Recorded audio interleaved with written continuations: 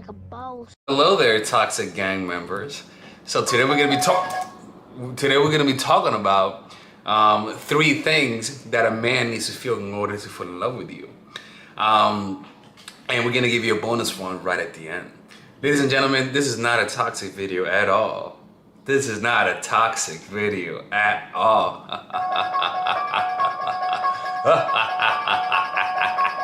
Okay, so look, now look, okay? I think that if this is from my experience and from observation, okay? Everything that I teach is based on pure observation, okay? And if you guys enjoyed this video, comment below and let me know what point you guys enjoyed, or what you think I'm missing out, or what you think you disagree with. And like the video or I'm closing the channel. Don't mess with me. So the first one is this, okay? And I learned this because some women did this on me. And that's pain, okay? Pain creates this kind of, unfortunately, when you give somebody pain, they just fall in love with you. If there's chemistry inside of them, if they're either attached to you because they have natural chemistry with you, or they're attached to you because of their ego. What do I mean by that? They like you because you make them look good in front of other people. They like you because you satisfy their dick, okay? All of that, at the end of the day, if you inflict pain, they'll become addicted to you. Pain could be anything. Pain could be that everything was great until he saw you walking around with Tyrone, your personal trainer, on your lunch break, okay? And he's like, what the fuck? Who the fuck is this guy that looks like Derek Jackson, right? And that envy, that feeling of like, am I gonna lose her, blah, blah, blah, blah, causes him to want to possess you. It's almost like when you have a toy, you don't want it, but then here comes little fucking Bob the baby, and he wants to play with your toy. All of a sudden you get mad and you're like, no, that's my toy. Or if a woman says, oh, if a woman sees another guy trying to get his guy, she's gonna want him even more, even though she was bored of him. But as soon as she sees fucking Becky the bitch trying to take my girl, all of a sudden you start becoming more emotionally engaged. So you'll notice this happens naturally, right? It's almost like toxic relationships, right? Sorry. Right? It's almost like toxic. It's like, why is he so weird? He's a fucking weirdo. I don't even know what I watch him for. It's almost like when you're in a toxic relationship, the toxicity, the arguing, the fighting, kind of just brings you back into the relationship, right? So it's the same thing with this, right? The reason why the pain causes attraction is because it doesn't make a guy pull away. It actually brings him closer to you. It's almost like if you destroy his ego, if you make him feel like a fool, if you play him in a way, you might think that the guy might not want to see you no more. In fact, he might want to see you more because you made him feel like shit. If you're the one that causes pain, then you're the only thing that can make him feel good about himself. So pain could be, once again, pulling away, right? Making him feel like making him feel like you're losing him. It could be that you make him create some jealousy. It could be that you do a preemptive breakup. You break up with him, right? And that's why when you break up with somebody and they come back more submissive. Why? Because there was pain involved. Pain is the ultimate way. It may not be healthy, but it's the ultimate way to create for somebody to love you. He needs to feel some pain. It could be the fear of losing you. It could be the fact that you're not texting him back as fast. And if you notice this, you usually end up realizing you love the person when you react to them by feeling pain. Right? No ugly motherfucker that you don't find attractive is gonna make you feel pain. Only somebody that you value their opinion, do you feel pain. And the only way for you to realize that you value their opinion is because a lot of times, we're unconsciously attracted to the person. In other words, we don't know that we love them. It's almost like we don't know how much we love our parents until they die. All of those emotions come out. You don't know how much you love this guy until he inflicts pain. So the guy will not know how much he loves you until you're able to inflict pain. The problem is that you love the motherfucker so much, you love him so much that you don't want him to feel pain. And so you kind of like naturally, let's say that you don't want to go out on that date tonight and you want to cancel because you feel tired, but because you love him so much, you'll fight through your tiredness, right? But if you're naturally being yourself and you just didn't want to go, you would inflict pain naturally, right? So it's one thing for me to tell you, inflict pain, but it's another thing for me to say, it's okay if you offend them sometimes, right? One way a woman inflicted pain on me was that one day she told me, I was like, so would you ever introduce me to your friends? She was like, hell no. I'm like, what do you mean hell no? She's like, oh, what? Not like that. I was like, all right, whatever, man. And she was like, oh, I'm sorry, I didn't mean to offend you. I was like, yeah, whatever, man, bitch, fucking bitch, right? But then I actually ended up liking the bitch. Jesus Christ, right? It's crazy, right? It's because you're toxic. Okay, whatever, girl. Jesus Christ, Melissa. All right, so the second one is chemistry. The second one is chemistry. Chemistry, if there's no chemistry, the guy cannot fall in love with you 100%. I've been with a woman who I didn't have chemistry with, right? Now, I'm about to say something toxic, okay? I've been with a woman who I didn't care about, okay? Why was I with her? Because she could suck a good dick, okay? I'm just gonna be honest with you. She sucked a mean dick, okay? I mean, she fucking destroyed that dick. I'm reporting this, that's it, that's enough. Right? We'll have the internet's version of Karen out there, right? She sucked a good dick. I'm just gonna be perfectly honest with you. And as a result, I spent time with her, and it got to a point that I actually ended up liking her, right? And I actually ended up caring for her. But because we didn't have chemistry, when she broke up with me, thank God, good for her, to be honest with you, because I was not healthy for her. When she broke up with me, I was sad for like 2 days, and then I was able to let go of it. You can spend time with somebody, you can settle for them, and if they leave you, you'll get over them. If you leave them, you'll get over them. You need chemistry to make that bond stick. Okay, you need chemistry. Because chemistry is almost like an addiction. It's an addictive drug that when you have chemistry with somebody, it just feels great. It's like a family member that you can fuck, right? Right? I'm kidding, right? But chemistry, man, if you don't have it, it's either there or not. It's not the most important thing, right? Because the most important thing is compatibility. That means that you guys have the same goals, you guys live in the same area, right? Or you guys are planning to move together if you guys are long distance. He doesn't hit you, he doesn't verbally insult you. He's not a narcissist, right? Nobody's compatible with a narcissist, FYI, right? So chemistry is the cherry on the top, right? It's not the whole cake. You need compatibility.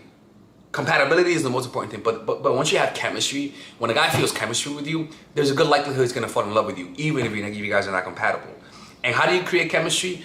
You can't create it. It's either there or not. Sometimes you feel chemistry the first month. Sometimes you feel chemistry the first day. Sometimes you feel chemistry after 2 months, right?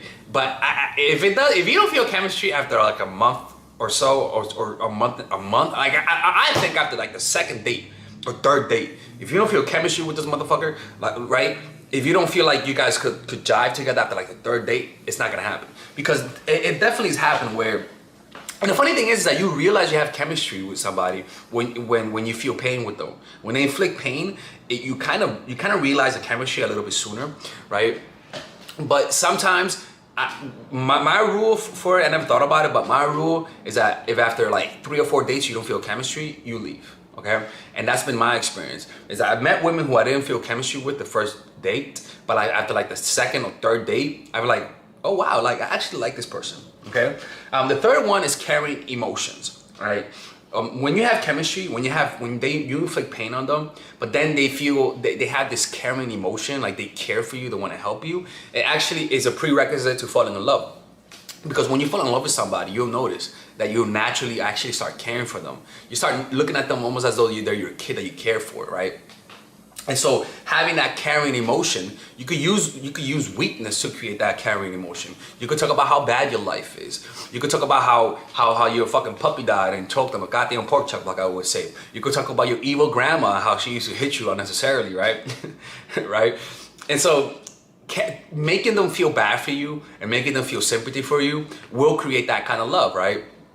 And by having that sympathy, that caring emotion on top of chemistry and on top of pain, they're naturally gonna fall in love with you. So again, just play up your weaknesses. Play up how bad your life is. Play up the bad relationships you have. Make him feel bad for you, because then he's gonna feel sympathy. He's gonna care for you. He's gonna want to protect you because you feel vulnerable around the world, and that causes him to actually love you, right? So when you inflict pain and you have chemistry, and then he cares for you, come on, like it's just 1 plus 1 equals 2. And the bonus one is fascination with you. When he feels fascinated with you. And the only way to create that kind of fascination is to embrace your masculine and your feminine energy. When you embrace your masculine and your feminine, which I made videos about, but I'm gonna quickly go over it, he's gonna be like, wow, this girl's different, right? That means if you look feminine, you have hobbies that are masculine, and vice versa, right? It's a bonus one because I'm not going to explain too much, right? But generally speaking, when you embrace your masculine and your feminine, again, if you want to watch this, go to YouTube and put masculine, feminine, mindful attraction 2.0, and you're going to find those videos, right? Or how to embrace, you're just going to find those videos. But when you embrace your masculine as a woman, right, while embracing your feminine, you're just going to be fascinating. And a lot of the women that I actually fell in love with embrace their masculine. And I fucking love that, to be honest with you. It is so different. They're so unique. They're so themselves that I just love them. Like, it's just, I cannot resist them. And a lot of guys can't resist them because a guy wants a woman who's feminine, but also with a little bit of masculinity. And that's hot. I mean, that's just the truth, okay? All right, so if you guys enjoyed this video, don't forget to hit the like button. Please hit the like button, it's important. All right, ladies and gentlemen, if you guys ever want to learn how to use your feminine energy to influence people, learn how to use your masculine energy to become more assertive, and also learn how to blend both energies to improve your dating life, your spiritual life, honestly, your relationship life, your family life, your career life, this is the course for you. If I had to make a course for my nieces, I have two nieces, one is 19 and one is 15. 16. Holy shit. Oh my God, he's a bad fucking uncle. He's a bad uncle. Get out. Shut up, Melissa. You should get this course, right? And this is the course that I will make for them. So, for example, watch the curriculum, right? In the first week, we're going to be showing you how to establish a strong masculine foundation without letting it hurt your feminine energy. This masculine foundation is a source of who you are, right? It's your bodyguard. Without this, whatever feminine energy you create will be destroyed by the outside because your masculine is your shield.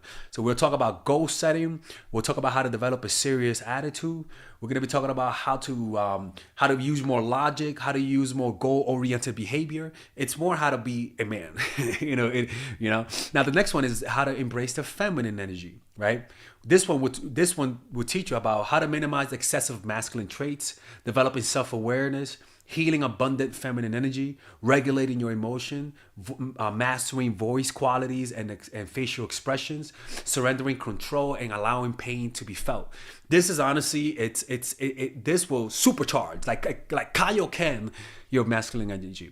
After that, we have femininity in the workplace and how to be feminine in the workplace without letting people take advantage of you, and the nuances of how women of power should behave versus women who are subordinates in the workplace, and even the dress code. This is based on psychology, people. It's kind of insane. I'm actually excited about this one. The next week, we talk about navigating the labyrinth of male and female friendship. And this, a lot of women find confusing, so we talk about that. And how to identify envious friends, how to identify the good friends, how to keep male friends, and how to keep female friends. Week 5, we talk about how to release the burden of the past and stop and destroy mental projections. This is actually really powerful. And then week 6, we talk about how to increase your observational power so that you can read people better. And we have a bunch of bonuses. The course starts at $99, and you guys can pre-order the course today at $69 before it goes out. If you're watching this, most likely I'm in the meditation retreat, so most likely I will be praying for all of you guys. And just click on the description down below of the video, right there, you'll see it, and you can pre-order that course. It's gonna be out by the end of next month or the beginning of February of March. One of the two, people, because I have a 10-day retreat to do, and I want to finish the course after the retreat because I think the ideas are gonna be so much better. All right, man. I'll see you guys later. Pre-order, man. I'm closing the channel.